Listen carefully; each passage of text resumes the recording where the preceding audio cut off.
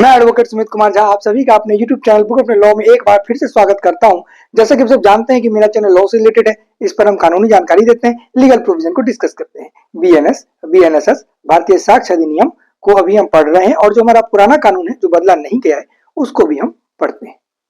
अगर कोई जजमेंट रहता है, अगर उसका प्रोविजन ऐसा रहता है या डिसीजन ऐसा रहता है कि जनरल पब्लिक के यूज में आ सकता है या बहुत ही इंपॉर्टेंट होता है, तो वो हम आप तक पहुंचा देते हैं। और कोई ऐसा प्रोविजन जो बुक में तो नहीं है लेकिन कोर्ट प्रोसीडिंग में आता है, यूज में आता है, वो भी हम आप तक पहुंचा देते हैं।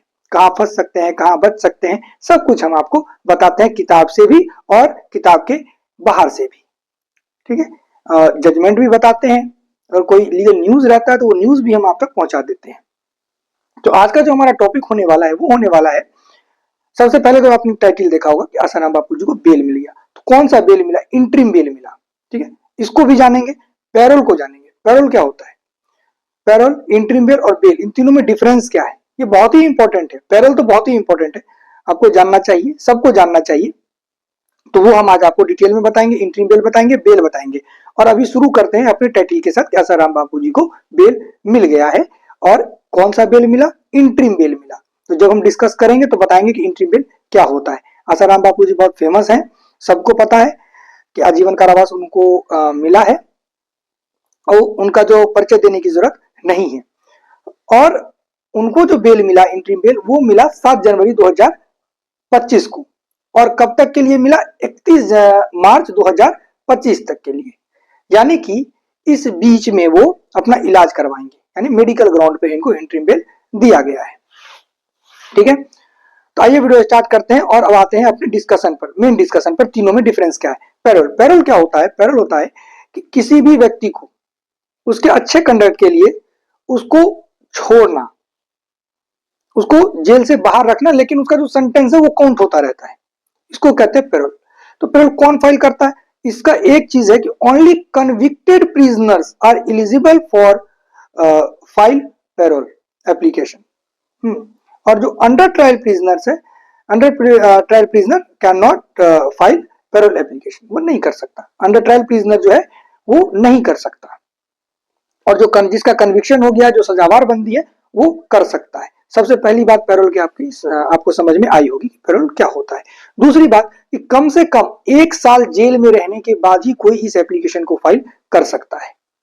और अगर किसी भी व्यक्ति को 2 बार पैरोल मिल रहा है तो फर्स्ट पैरोल और सेकंड पैरोल के बीच में कम से कम 6 महीने का गैप होना ही चाहिए।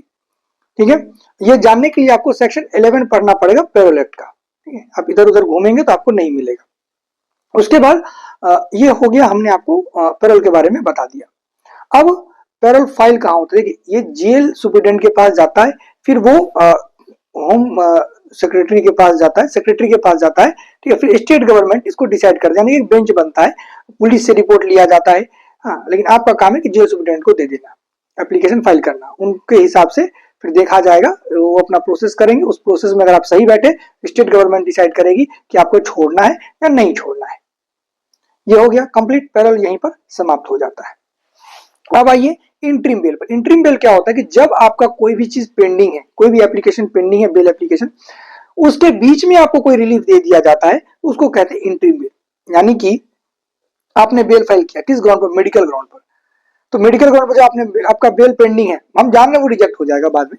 ठीक है, तत्कालीन आपको इंटरिम प्रोटेक्शन दिया जाता है, इंटरिम बेल दिया जाता है कि ठीक है, आप पार्टिकुलरली वर्क के लिए, पार्टिकुलरली समय के लिए आप फ्री हैं, आप जाकर के अपना इलाज करा लीजिए, कोई आपको रोकेगा नहीं। तो आसाराम बापू जी को क्या मिला? इंटरिम बेल मिला। कब मिला? 7 जनवरी 2025 को। कब तक? 31 मार्च 2025 तक। इस बीच में ये अपना इलाज कराएंगे और कंडीशन ये रख दिया गया है कि ये अपने फॉलोअर से नहीं मिल सकते हैं, यानी अपने भक्त जो भी हैं इनके जन, उनसे नहीं मिल सकते हैं। ये कंडीशन सबसे बड़ा उनको दिया गया। ये भी क्लियर हो गया इंटरिम बेल। अब आइए बेल। बेल क्या होता है?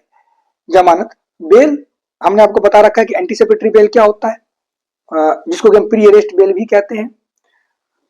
उसके बाद रेगुलर बेल क्या होता है, जिसको हम कस्टडी बेल भी कहते हैं। डिफॉल्ट बेल भी होता है, यानी बेल 3 तरह का है। ठीक है, तो ये जो तीनों तरीके के बेल के बारे में अभी हमने आपको बताया, ये सब हमने आपको पहले बता रखा है। हम लिंक दे देंगे, आप लिंक से जाकर के देखेंगे पुराने कानून में कहां पर था, नए कानून में कहां पर है, नए कानून में किस सेक्शन में फाइल होता है, तीनों के बारे में बता रखा है। डिफॉल्ट बेल कब मिलता है, क्या कंडीशंस हैं, प्री अरेस्ट बेल का, रेगुलर बेल का या डिफॉल्ट बेल का, किस सेक्शन में कहां पर क्या लिखा गया है, और डिटेल्ड वीडियो है।